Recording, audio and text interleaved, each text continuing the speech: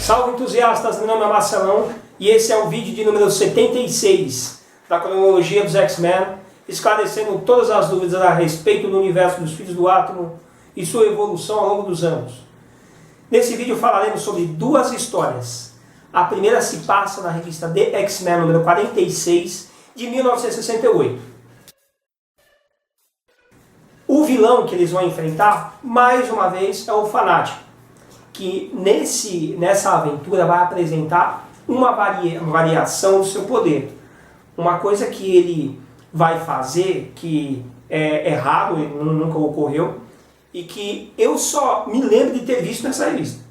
Tá? Ele vai disparar esferas de energia, ele vai projetar o campo de força dele, e com esse campo de força ele vai disparar esferas de energia pura, que explodem ao alcançar qualquer alvo, né? Elas explodem, beleza? Então esse vai ser o inimigo que os X-Men vão enfrentar. O Fanático, o Juggernaut mais uma vez.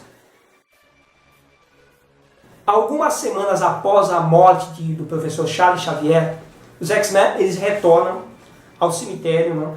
Onde tem uma lápide. O cemitério fica a alguns quarteirões da mansão Xavier. Então os 5 X-Men ali, né? Eles são procurados, num dado momento, pelo Fred Duncan, que é o agente do FBI, né? O agente do FBI, que procura eles para tratar de assuntos urgentes e muito importantes. Ele comunica aos X-Men que foi feito um testamento para eles, que o Xavier fez um testamento e tem que redigir esse testamento dos bens dele para os 5 alunos, né? Quem vai mediar a leitura do testamento é o advogado Fogg Nelson. O Fogg, né, do Nelson e Murdoch. É exatamente ele. Ele foi contratado para poder ler o testamento que o Xavier deixou para os alunos. Tá? E é assim, eu estou com o testamento aqui na mão. Vamos lá, falar sobre o testamento. Em caso de morte, quero que meus bens sejam distribuídos da seguinte maneira. Primeiro, todos os meus bens financeiros devem ser entregues para um fundo especial de caridade, para ajudar as crianças mutantes. Inclusive o Cíclope se recorda disso, e é que o Xavier comentou com ele, à medida que está sendo lido, né, o testamento. E terá como administrador, né, continuando o texto no testamento, terá como administrador Scott Summers, tá? Ou seja, o Scott ele foi incumbido de tratar da fortuna, do dinheiro do Xavier. Não? Segundo, a escola para jovens superdotados deixo para os meus atuais 5 alunos.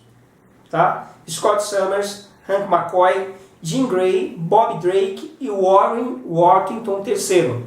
Ou seja, o Xavier ele deixa a estrutura da escola, toda a tecnologia que tem na escola e os estudos que ele fez para os 5 alunos dele. Tá? Gostaria de dar a todos os meus alunos, né, continuando aqui, os meus equipamentos científicos, como eu falei para vocês, e deixo Scott Summers como responsável. É legal falar isso para vocês saberem que o Xavier tinha total confiança no Scott, na responsabilidade que ele tinha, na natureza dele, né? Que ele era uma pessoa focada, responsável, e o Xavier confiava e acreditava muito nele. Terceiro, é do meu desejo que todos os meus bens pessoais sejam entregues aos meus alunos, né? Para os 5, para eles fazerem o que eles acharem melhor. Tá? Isso foi feito, né? Como um documento, evidentemente, um testamento, né? E ele foi estruturado dessa maneira que eu estou falando para vocês. Tá? O agente Duncan, ele tem mais uma informação para passar para os alunos, né? Que é uma coisa muito importante também. Como eles são novos, apesar de terem, né, a maioria deles tem família, mesmo o Scott que não tem, que ele é órfão, eles, como são vinculados à escola, o Xavier é vinculado ao governo, não, ao serviço secreto, né, que auxiliou eles, como já foi dito nos vídeos anteriores, porque os pais deles, eles são tutores, evidentemente, legais dele, mas o Xavier é o tutor legal deles dentro da mansão. Então o agente Duncan, ele acredita que seja melhor que eles sejam colocados, que eles sejam separados, e essa é a informação que é dada a eles, que eles sejam separados estrategicamente, para que eles possam atuar caso ocorra o surgimento de um super vilão, e eles estejam próximos, né? Então eles vão ser distribuídos numa região separadamente e vão trabalhar com ele, né? Com o FBI, entendeu? Então o Scott, né, eles recebem essa notícia, o Scott não gosta muito, mas ele fala, eu acredito que o Xavier, que o professor Xavier, que caso ocorresse o que aconteceu com ele, era exatamente isso que ele gostaria que fosse feito, né? Que fosse acatado o uso dos poderes deles, né? Da melhor maneira possível para combater os supervilões, né? E sob a supervisão do agente Duncan, beleza? Isso é importante para vocês saberem. À medida que tudo isso vai ocorrendo, né, no laboratório, né, no porão da mansão, o que acontece? Eis que aparece um portal dimensional e traz de volta o fanático, né, o Juggernaut. Ele aparece exatamente no mesmo local em que ele havia enfrentado os X-Men em vídeos anteriores. Ele acredita que o que trouxe ele para lá, para aquele local, seja a máquina do Xavier que o Xavier criou para tentar levar ele para o universo carmesim, para confiná-lo no universo carmesim. Mas assim, eu particularmente, conhecendo o Juggernaut e toda a mitologia dele, né, que existe com relação ao Cyttorak, o Cyttorak, ele enviou o poder, ele dá poder ao Juggernaut para que ele seja uma força de destruição na Terra. Então eu particularmente acredito que não foi a máquina que trouxe ele de volta. Foi o próprio, né, o universo carmesim do Cyttorak que enviou ele de volta. Né? Mas enfim, né, na época, essa época está criando, está estruturando o universo dos X-Men. Tá? Então assim, o fanático aparece, ele começa a destruir o maquinário ali da escola, mas mesmo assim os X-Men deduzem que houve uma invasão, eles colocam os trajes deles de moléculas estáveis, eles se deparam com o Juggernaut, né, arrebentando tudo ali, né? E assim, eles tentam dialogar com ele, né?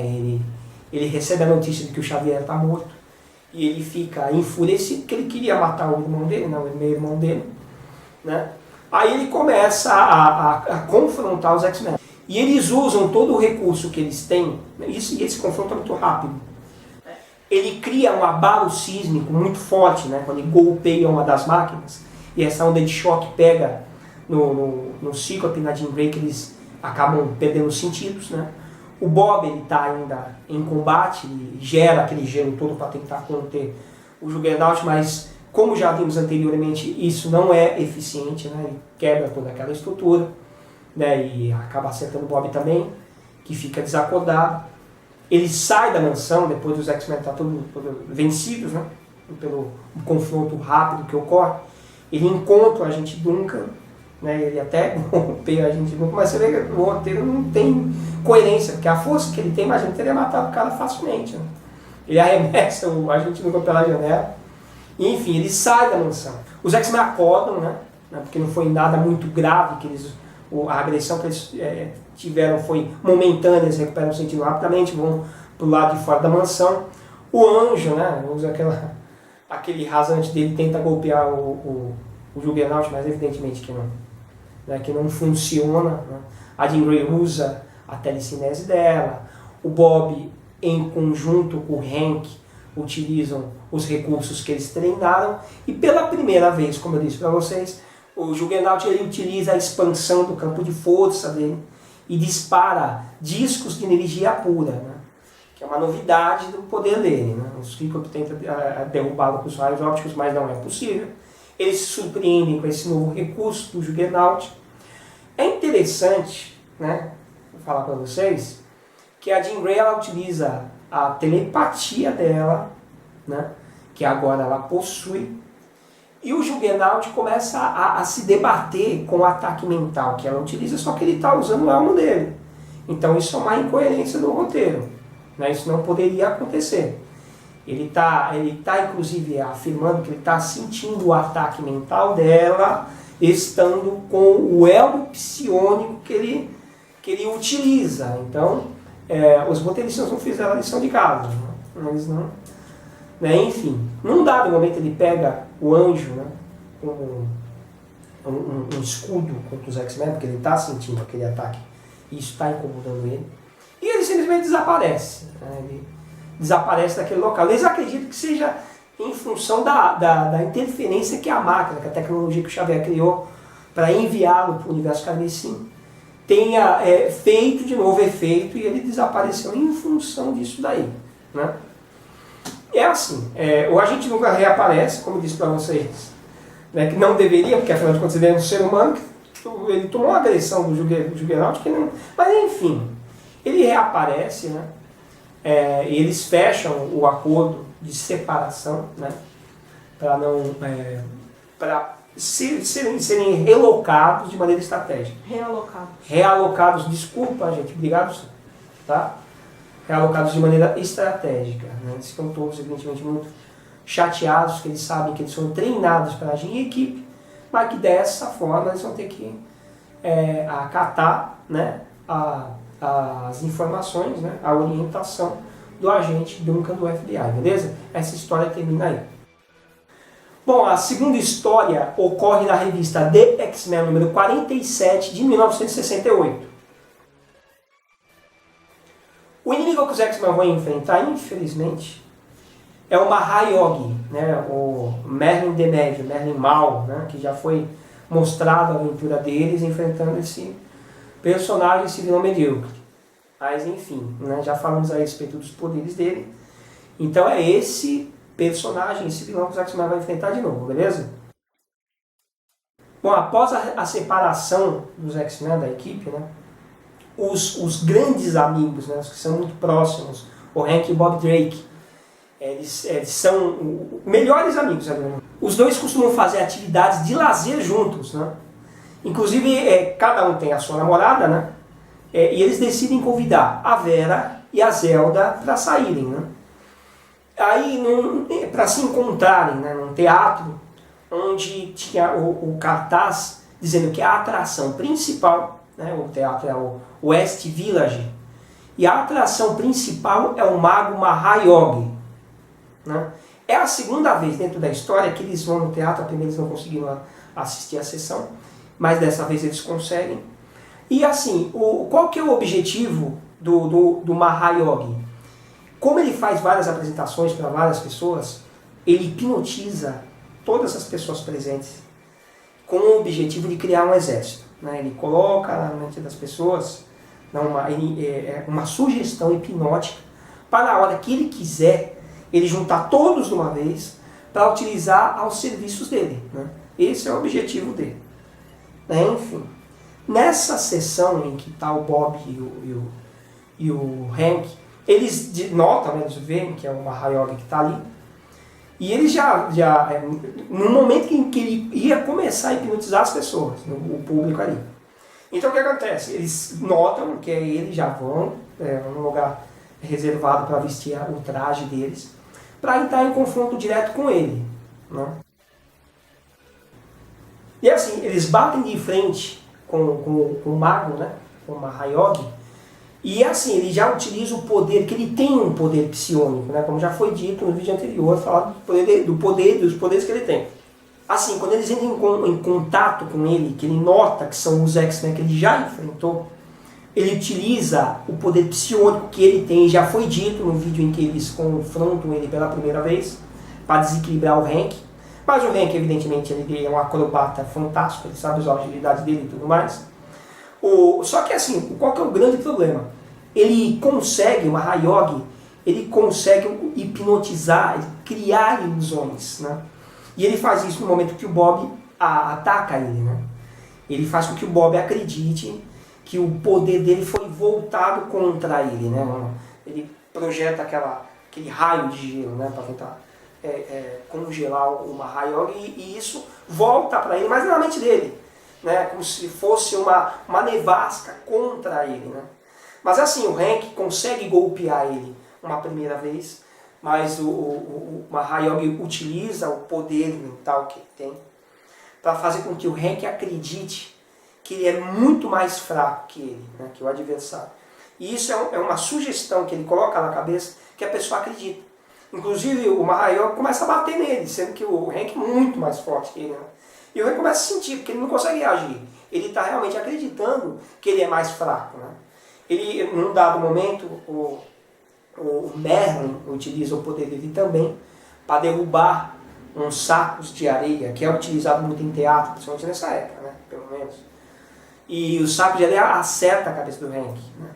Só que o Hank, ele luta com toda a força que ele tem na mente dele para não acreditar no que está acontecendo, né? Resistir àquela hipnose. Ele consegue resistir à hipnose do Mahayog, né, com muita dificuldade. O Bob nota que existem muitas luzes, e existe de fato no teatro, aquelas luzes muito fortes, né? Ele usa o gelo para criar um choque térmico nas lâmpadas que começam a estourar. Isso é muito inteligente, porque à medida que as lâmpadas vão estourando, desconcentra, o barulho desconcentra o Mahayog. Ele sabe usar o poder dele, mas não tem um treinamento que nem os X-Men. E é por isso que Xavier pede tanto, exige tanto que os X-Men treinem as habilidades dele. E assim, aquele monte de barulho que ocorre ali no ambiente começa a atrapalhar a concentração dele para ele poder utilizar o poder dele na plenitude. Num dado momento ele tira uma gema que ele tem na testa, que é um artefato novo, né, uma arma nova que ele utiliza, que dispara rajadas de energia. Né? Ele chama de gema da morte, né? Esses nomes malucos, né? Ele usa as rajadas contra o Bob, mas o Bob cria escudos de gelo. Esses escudos refletem essa energia, que acabam batendo, desviando para vários lugares, inclusive acerta o quadro de força do teatro, fazendo com que toda a parte elétrica entre em pane, né? Aí ocorrem várias luzes, um som muito estridente. O Bob, inclusive, se vale desse som, ele nota que o som é uma arma contra o Mahayog.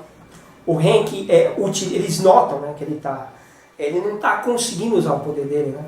Então, o que ele faz? O Hank pega uma cortina, joga em cima dele, o Bob utiliza o som próximo, aquele som alto que está próximo, né, utilizando o controle que ele tem sobre o gelo, para colocar próximo do Mahayog ali. E é um som tão estridente que a mente dele entra em pane. Né? Tanto que nesse momento em que está acontecendo toda essa confusão, a polícia chega. Né? E até pede para ser preso. Olha só, meu Deus, que roteiro maravilhoso. Enfim, aí ele é derrotado mais uma vez e preso. Né? Ele é derrotado pelos X-Men e preso pelas autoridades. Né? Os X-Men voltam a colocar as roupas civis deles, encontram com as respectivas namoradas e vão curtir a noite. Né? Essa história termina aí. Tá? Então vocês veem como é interessante. Tem muitas histórias dos X-Men que não são boas. E é por isso que não vendia. As histórias não vendiam.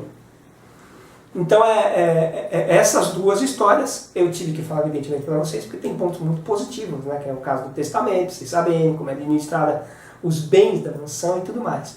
Porque, assim, independente disso, do Xavier, o Xavier vai voltar, porque a gente sabe que vai. Mas vocês sabem que os bens da mansão são controlados, né, pelos X-Men também, que eles possuem isso. Bem, o que eu queria falar para vocês era isso. Tá? Um abraço para vocês. Eu queria deixar um abraço forte para o Fábio Oliveira, que é um mano nosso aí que corre junto com a gente. Vou fazer sempre o meu melhor para vocês, para você, Fabião. Muito obrigado, cara. Tá? Um abraço, dá um like, né? Não pode esquecer de dar um like pra gente. Um abraço, até o próximo vídeo.